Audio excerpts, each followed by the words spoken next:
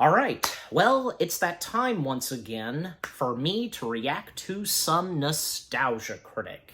Yes, and that's right, you read the title, and, following up to the last, Nostalgia Critic videos that I reacted to in the order of when they've been released and uploaded, yeah. So, the next one I'm reacting to, well, that being the Nostalgia Critic's review of DreamWorks' Megamind. Yeah, so another DreamWorks animated film that Doug Walker, aka the Nostalgia Critic, has reviewed. And yeah, he did previously review Megamind just as himself for DreamWorks You Yeah, DreamWorks You if I've talked about this before, yeah, DreamWorks You was pretty good, just like, how he had done Disney Sember, and when he did DreamWorks, and, DreamWorks You like, either around January or February, either month, well,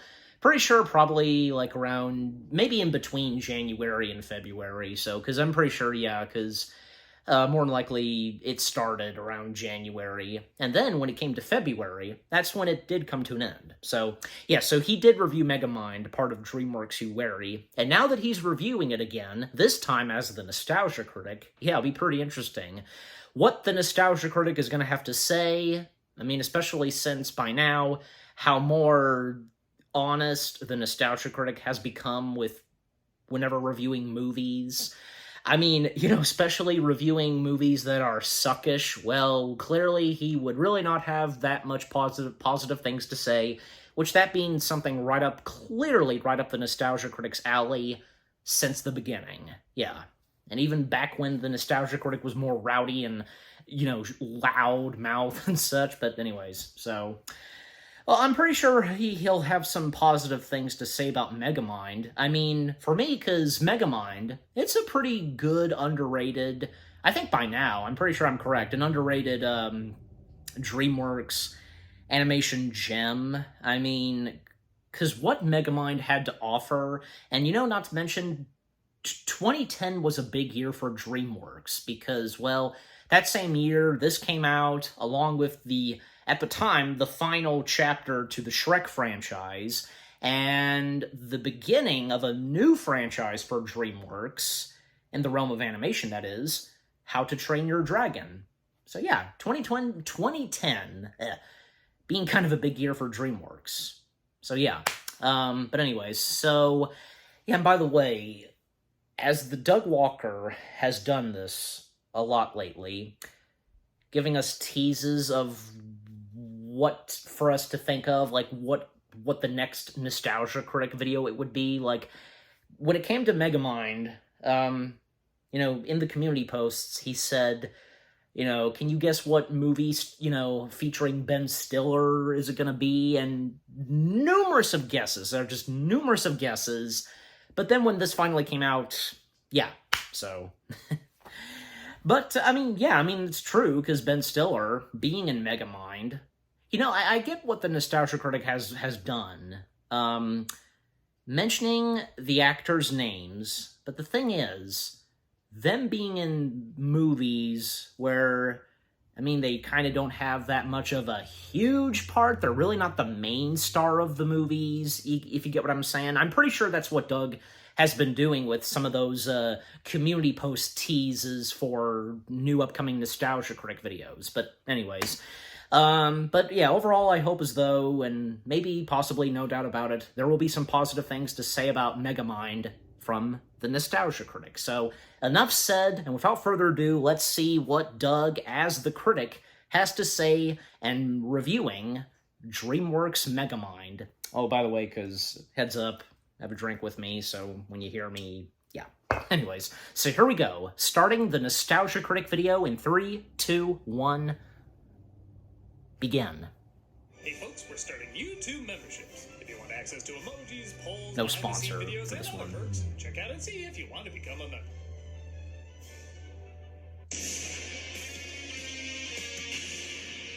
And yet again, a very short intro. I wonder why, if there's a specific reason. Hello, I'm the Nostalgia Critic guy, remember? So you don't have to. When you hear DreamWorks animation, usually what comes to mind is Shrek, Kung Fu Panda, How to Train Your Dragon, Baby's First Oh My God, Shut Up meme. And surprisingly, more often than not, Megamind. Don't take this the wrong way, but why? I think I get what he's saying. Mistake. I thought the film was alright. I thought it was pretty clever and had a funny idea. But people really seem to connect with this flick. And even more attention was brought to it, though, when apparently the Batman and Robin of DreamWorks sequels was released this year. It's got a lot of people looking back to re-examine Sad why but true. it worked so well, and yeah, I guess I wanted to revisit it for similar reasons, too. As someone who saw this film as totally fine, but not a game changer in any way, I've been interested in why so many people adore it as much as they do. I guess since it came out in 2010, you could argue many people have grown up with it, so it is nostalgia. But I don't think it's just that. I knew a lot of fully grown adults who felt like this movie was really speaking to them, and I found that kind of fascinating. So, seeing how I literally haven't seen it since it came out, I want to give this film another go and see why so many people swear by it, and Especially I'm since missing something. DreamWorks You Wary. Twilight and Jersey Shore were all the rage. I can already see why people valued this. Let's take a look at Megamind. Yeah, rightfully so on Megamind. The film opens with a monologue from our hero/villain named Megamind, played by Will Ferrell, who seems to be falling to his doom. Why can't you say voiced by? You've done it before, but why not a lot? How did it come to? I bet you're wondering how it got here intro. Alright, to be fair, this is over a decade old and a family film, so I think you can give that trope a little leeway. Sonic the Hedgehog did that. The first one. Do you recall? A flashback shows his world literally crumbling, as even when he's the only survivor of an alien race, he's still less important than someone else. Another far better-looking alien race sends their last surviving child too, and he takes what would have been his life of luxury as Megamind literally lands in jail. This obvious loose reality says sure, why not, and allows the prisoners to raise Megamind in the ways of evil. A knack for building objects of mayhem. He sadly has no powers apart from extreme intellect, and when he goes to school, he sees his rival as all sorts of bells and whistles. Most of them very showy in 3D. Yes, this film tries hard to remind us that this was in fact made for 3D. Good receives all the praise. Evil is sent to quiet time in the corner. After spending years as an outcast and jokes that probably wouldn't play too well today, but I still think are kind of funny, Megamind decides to embrace his villainhood. They grow up years later still fighting, as his nemesis becomes a superhero adopting the name Metro Man, voiced by Brad Pitt. So you may notice this is in the days when DreamWorks Animation was still trying to figure out their style. Funny thing is, they were pretty good at making unappealing characters look appealing, like Megamind or his monster sidekick played by David Cross, simply named Minion. Yes, there was another anime movie sidekick that year named Minion, and sadly that's not the one objectifying merchandise. But whenever they need to make characters look cute or attractive, that's bizarrely when they start to look ugly.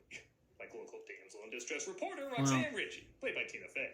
Is there some kind of nerdy supervillain website where you get Tesla coils and blinky dials? She's supposed to be a knockout, but she just looks like the boss baby with hair. I think it's the creepy huge eyes and flushed cheeks and weird small lips. They all look like Margaret Key mannequins. I don't like looking at them. I guess Metro Man looks okay, even though he's eerily close to looking like the president from Monsters vs. Aliens. Holy crap, you're right. Some of these early DreamWorks characters gross me out. He looks like a California raisin.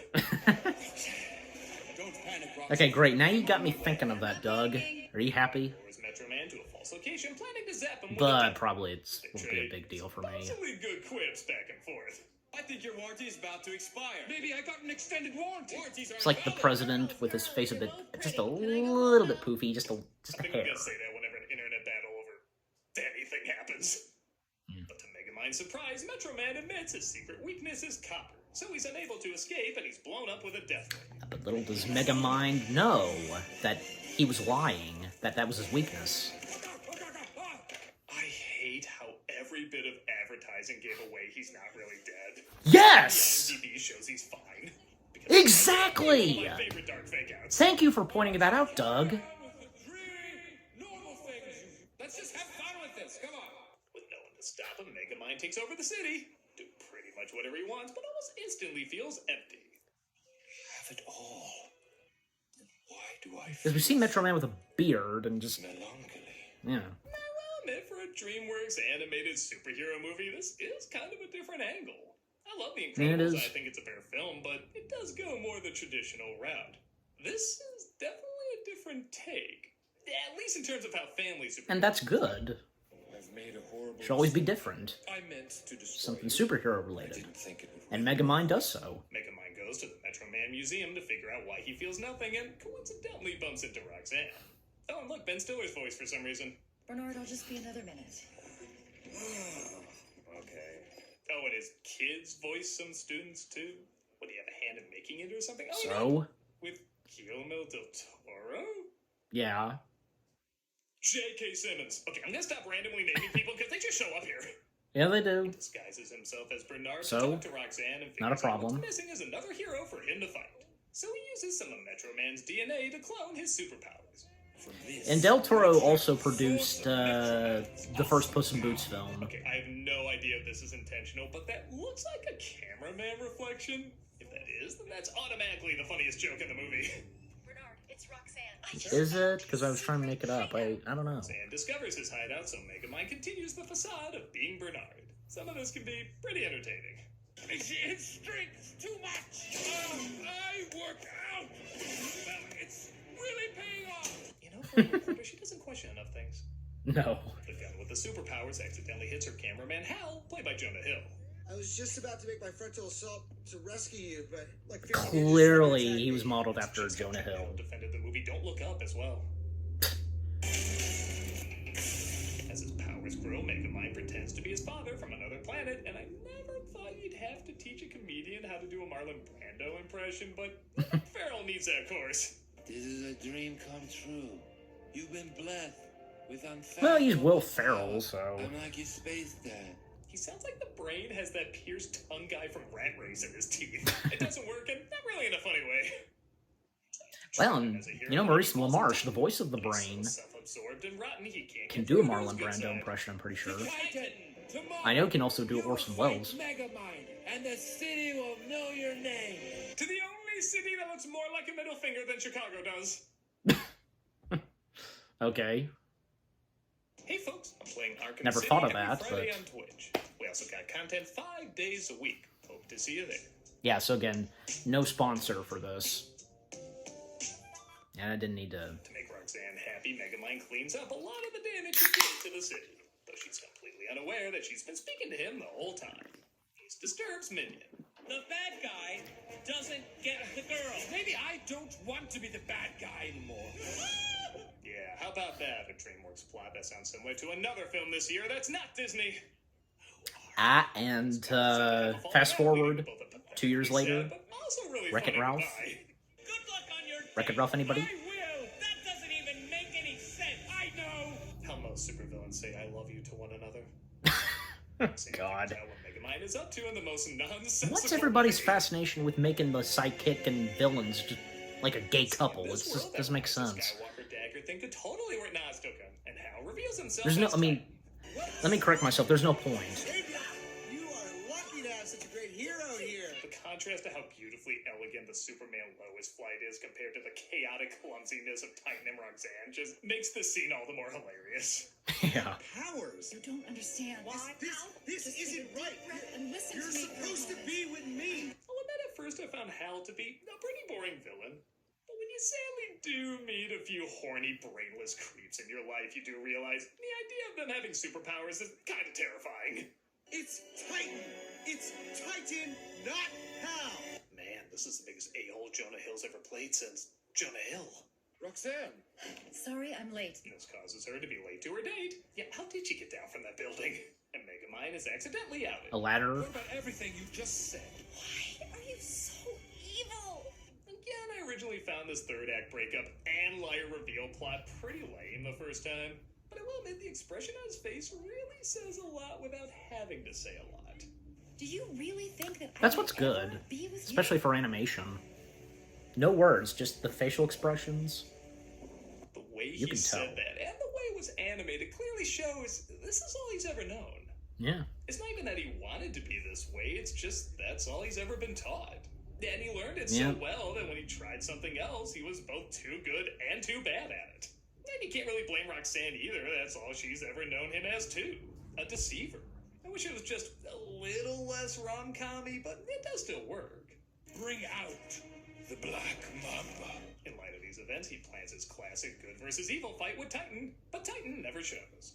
In fact, he's actually doing more evil than good. However, Megamind gets his fight when he reveals he's the one dating Roxanne. This battle is also pretty hilarious. Come out, you little freak! I am way too big a sucker for giant, massive, loud machines somehow sneaking around. When Megamind finds out Titan is so evil he wants to kill him as opposed to take him to jail, he tries Copper to defeat him, but for some reason it doesn't work. So he goes to Roxanne for help. What do you want? An intro course to meme generator. I might have something with that previous image. No, bitches. She agrees to help him, knowing Titan will destroy the city if she doesn't. So they go to Metro Man's old home where, like I said, every commercial ruined the twist of Yes. Metro Man is still alive. Yes. We saw your skeleton. You were dead. Are you a ghost? Easily the funniest scene in the film, Metro Man talks about how he decided he was tired of the same old game and he ran away from his responsibilities. All in a literal millisecond. Yeah. I decided to go clear my head. I tried to get my He has the mind off capability of machine. stopping time I and felt just, you know. stuck.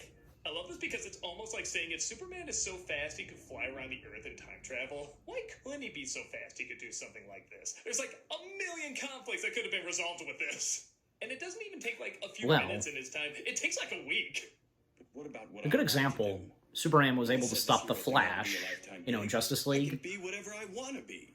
I mean, if this is how he promoted reading, clearly he wasn't a fast reader, so that gives you an idea.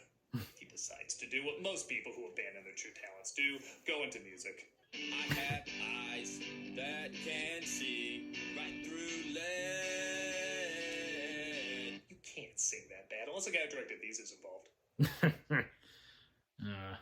He says Russell he's done Crowe, his time but, and he's done, you know. so Megamind decides Come on, they he's done as tried. well and returns to prison. Thousands have already fled the city in a mass exodus. Remaining citizens are warned to stay indoors until further notice. So this is where I get a little split on the movie. Roxanne goes to reason with Titan, but he kidnaps her and uses her as bait to lure out Megamind. He, of course, goes to rescue her, and the villain fights the hero, but And Minion get got him out this, of jail. The roles are reversed. And, yeah, nothing much funny is done with it. It's just a pretty generic action scene with pretty generic dialogue. This is the last time you make a fool out of me! I made you a hero. You did the fool thing all by yourself. I gotta say, it's weird that only 2 major roles are switched up when there's 4 major characters you could use.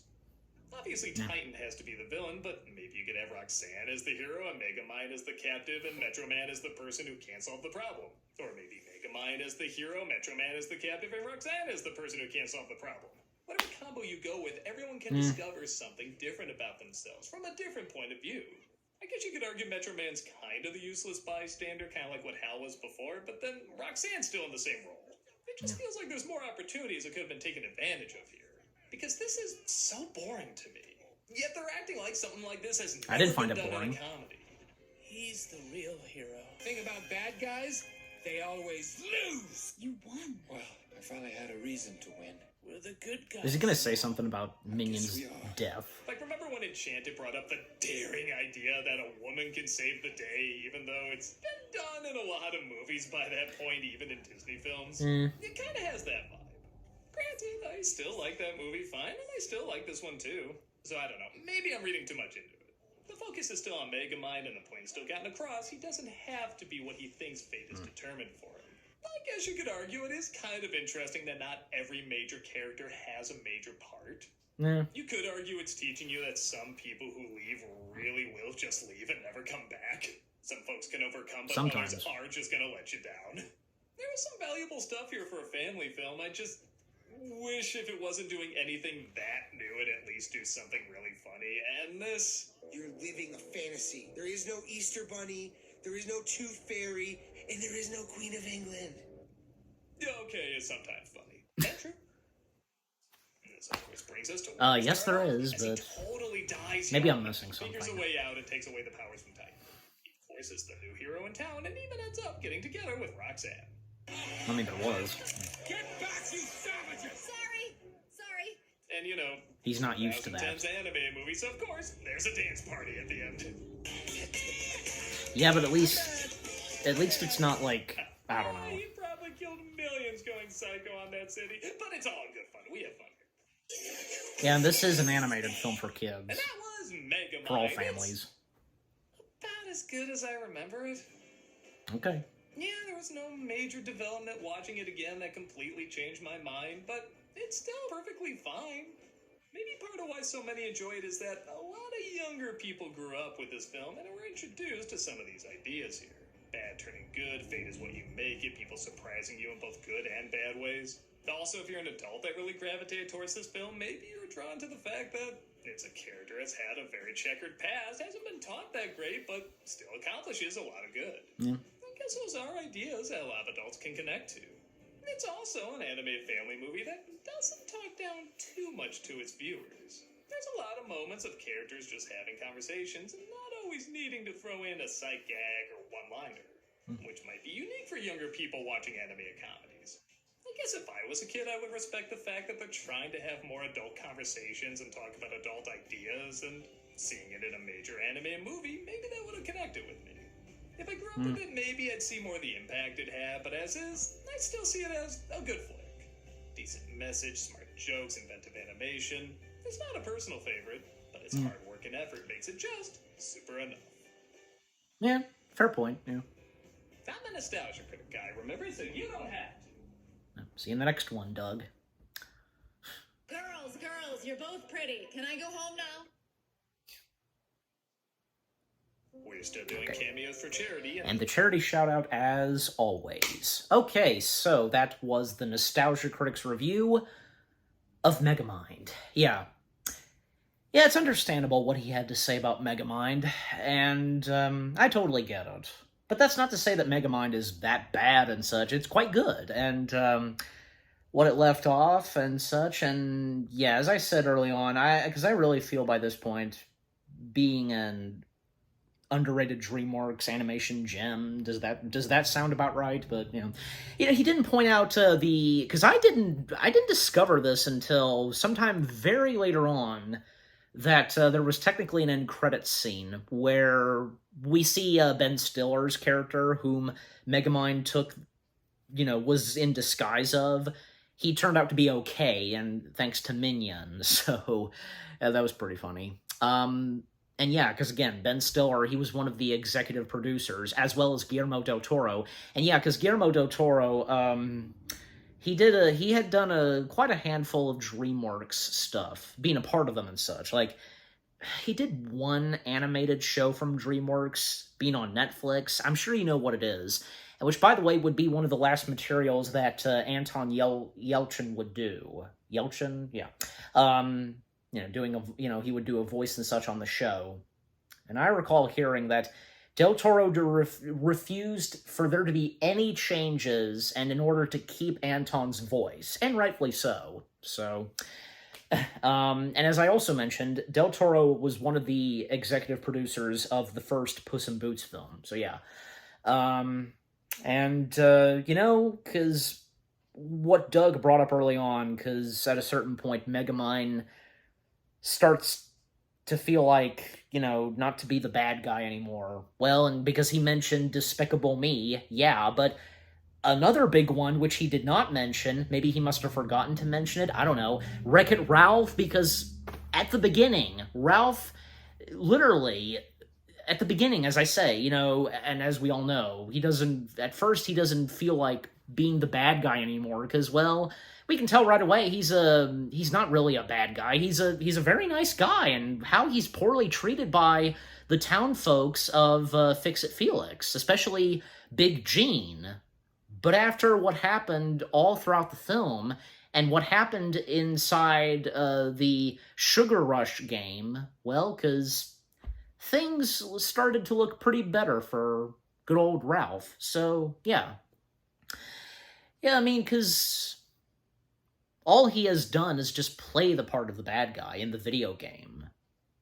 But really, because, he's a nice guy. So, but yeah, I don't know. I think maybe Doug didn't forget to mention it. Yeah, because now that I think of it some more, the whole thing that happens in Wreck-It Ralph, it's totally different than, like, say, Megamind and Despicable Me. Because from the beginning, Megamind and Gru, they were bad guys. But as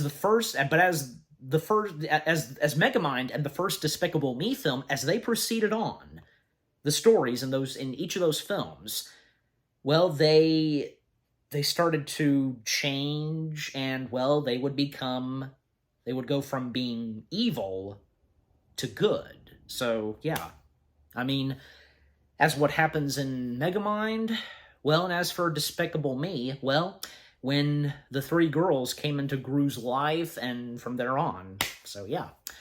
And yes, because I am glad that Doug brought this up, because, yeah, I remember, I'm sure you guys would too. I think we all have been there, and we remember, because remember seeing the trailers and advertisements for Megamind, and they show Metro Man with a beard, and, him saying, I'm sorry and such. That was a huge spoiler. It's, because this is not the first time that something like this has happened. Like, take, for example, Lady and the Tramp. I read this, and, well, I read it on its IMDb page, where some of the trailers and such for Lady and the Tramp, it totally spoiled the end of the movie. What was shown in the trailers, advertisements, and so on, they spoiled the ending to Lady and the Tramp, where the tramp and the lady are together, and they have their very own puppies.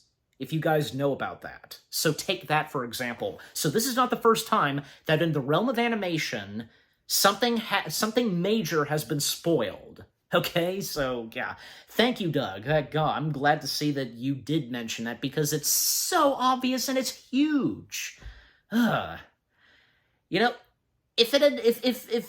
If it was not spoiled what's in Megamind with Metro Man, boy, could you imagine? But because it was spoiled, yeah, geez, that ruins everything. But I think at the same time,